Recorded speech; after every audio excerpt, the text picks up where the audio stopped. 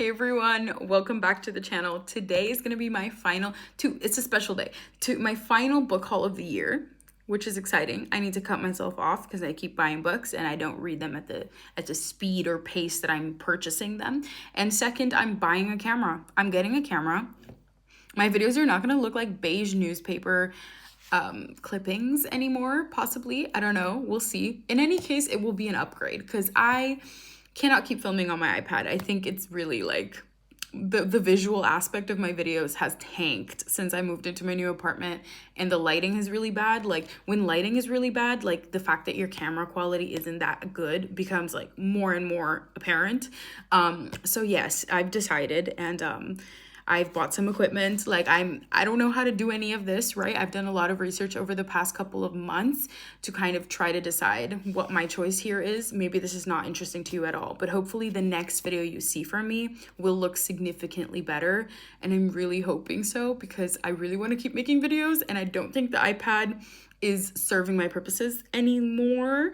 So I do have to just kind of like bite the bullet and upgrade because this is something that's important to me. I need to just like do that, you know? That's what's happening. But so here's the book haul. I'm gonna start off with Human Acts by Hong Kong because this was my November book club pick of the month. I just finished it a couple of days ago.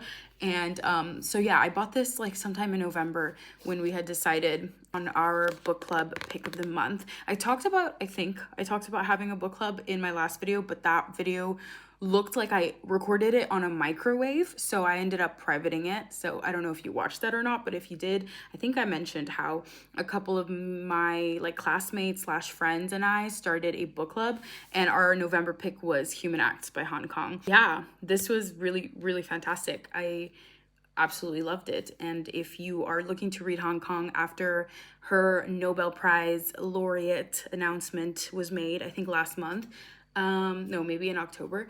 Yeah, I definitely recommend Human Acts. I think it might be the more important book she's written.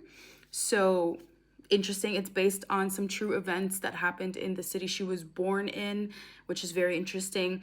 Actually, I will talk more about this book probably soon because it was remarkable. And I think in my Goodreads review, the first sentence is like, it's a miracle that this book even exists. And I think maybe that conveys how important, how significant an achievement this book is. I absolutely loved it. It was fantastic. And it's just got me thinking a lot about like topics that I'm really talking about right now, or like reading about, not talking about, but reading about in my courses that I'm taking right now on like emotions, specifically emotions such as like anger and hatred, dehumanization, degradation, that kind of stuff. And also like the connections between those emotions and acts of like inhumanity. So like brutal treatment of other humans, especially during times of war or extreme situations where a lot of violence, but like exceptional violence, is committed. And this book is just really pertinent like for that discussion, you know? It just gives you such an interesting look into stuff like that. Human Acts, I guess. On a much lighter note, I also purchased a little sapphic rom-com for the holidays. This is Make the Season Bright by Ashley Herring Blake. It's so beautiful. When I saw it, this came out this year, by the way, so it's like a new release. I simply could not resist the cover. I have to be honest with you. Like, it's red, it's green, it's perfectly Christmassy.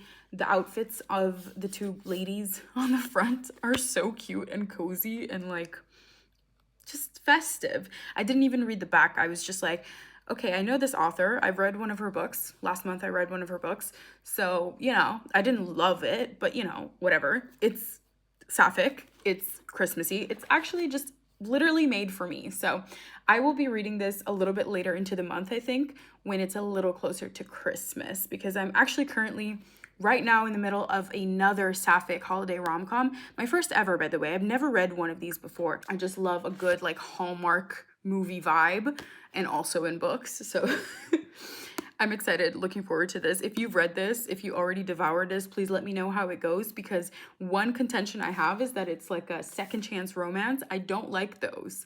Like on principle, I just don't like, it's hard to sell those to me, right? So I'm just thinking, is it so good that I will root for this couple? Let me know. I need to know. Next is A Christmas Carol by Charles Dickens. I've never read A Christmas Carol before, so I was like, maybe I need to do a little bit more holiday reading. In my autumn reading wrap up, I was going on and on about what's a Christmas book? What's a Christmas book? At least A Christmas Carol is a Christmas book, right? Also, I've been meaning to like return to Dickens at some point in my adult life because I read Great Expectations in my teens and I loved it. And also that one had a Christmassy vibe to me. So I'm like, I need to go back and see how that is because I actually think I didn't finish it. I was reading it for like an exam and I got almost to the end, but not quite. And I never finished the book because I just like took the exam anyway, if that makes sense. I was like, oh, well, the exam's done. I won't finish it. But I do remember absolutely loving it and actually it having like a profound impact on me. So I want to return to Dickens, not particularly A Christmas Carol, right? But like, I want to return to Great Expectations, maybe read a little bit more of him and just kind of find out if I actually do like Dickens because I think people have very, very like polarizing opinions on Dickens. Some people think he's totally overrated and some people think he's like the great, you know? We will see if this is better than Muppets Christmas Carol. Next, I picked up a copy of the Nicomachean Ethics by Aristotle. I actually picked this up because I realized that I don't have a copy of this, and that's kind of insane. And I also had to read like a couple excerpts of this for one of my classes last month. So I was like, girl, I can't believe I'm reading this on like a scanned PDF and I don't have a copy of this myself. Like that was just, you know, appalling to me. I've never read this in its entirety, which is also appalling. I need to read this very soon, ASAP. I was gonna make this my December like philosophy project because I do need to write a paper for that course in January, but it also just seems like much more of a January project, right? Like an ethics, like how to lead the good life. Let's do it in the new year maybe. So that's kind of the tentative plan now, also because I owe you guys a very interesting video, which is how to read philosophy for beginners kind of thing, or like how to start, where to start. And the Nicomachean Ethics, spoiler alert, will be in that video. I don't know exactly how I'm formatting that video. I don't know if I'll give you like 5 books to start with, possibly. This will be one of them. So expect that. I know a lot of you are pending for that video. I've just like been meaning to do my due diligence to make sure that my recommendations are actually like a solid amount, but I'm like, my list is almost solidified. I have 4 out of 5 books that I would recommend as like a beginner, basically. So that is coming soon, but probably next year, January, right? We'll see. Last book I picked up is The Bone Season by Samantha Shannon. I have been seeing these books in the bookstore every time I go. They just like, they catch an eye. I'm obsessed with the lore. The lore is that this book came out like a while ago, right? Like on BookTube, this was kind of a thing. It was trending for a long time back in the good old days. And what I didn't know at the time was that Samantha Shannon was like 20 years old or something really, really absurd when the first book came out. It was rather well received and it was quite popular when it was first published. She has since published The Priory of the Orange Tree and the sequel prequel and has, you know, amassed even more critical acclaim and fans and popularity. And she has since, of course, really improved in her writing style, and so it was her desire to go back and rewrite the first couple of books of this series, which is called, what is this series called? So the series is called The Bone Season, and there's like gonna be a ton of books in them, and that's not usually my style. Like I never really commit to something like that, but just the idea of her going back and rewriting these texts and like continuing this series, I just think that's so like wonderful, dedicated. It shows that she cares about the first book she wrote. Like she obviously cares about the story she started, which kind of means she has an intention to finish it and she has a vision for it. Like it just intrigues me greatly. So I'm like, let's read this. Also, people love these. I think they're kind of urban fantasy, which is, you know, not like the most vibey fantasy setting you could have. However, the plot just seems so interesting. It's like a future 2059. You have an oppressive regime that is kind of persecuting any kind of unnaturalness in society. And you have a main character, Paige, who is a dream walker, very unnatural.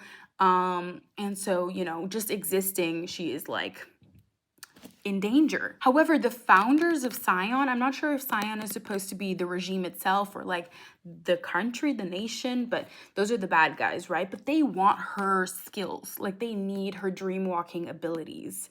So she's kind of in a pickle. If you guys have read this, let me know. This has only been on my radar since in my last book haul. I was at the bookstore during English Book Week and they gave us a free novella that pertains to this series. I'm not sure where it fits in. And I was like, now I have this little novella.